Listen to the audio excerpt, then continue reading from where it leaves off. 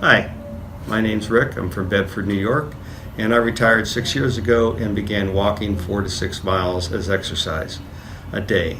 And all of a sudden, 6 months ago, my knees started to bother me. I could hardly walk. I was at a pain level of about 10, could not bend. Saw an orthopedic doctor who suggested and recommended that I have surgery because I had meniscus tears in both knees.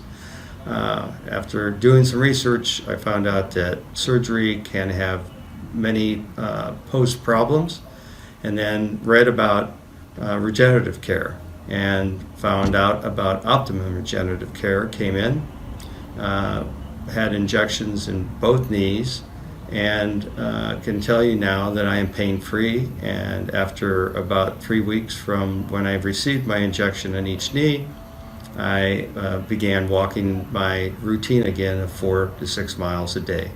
I highly recommend to anybody who has the pain that I did should come in and at least look into Optimum regenerative care.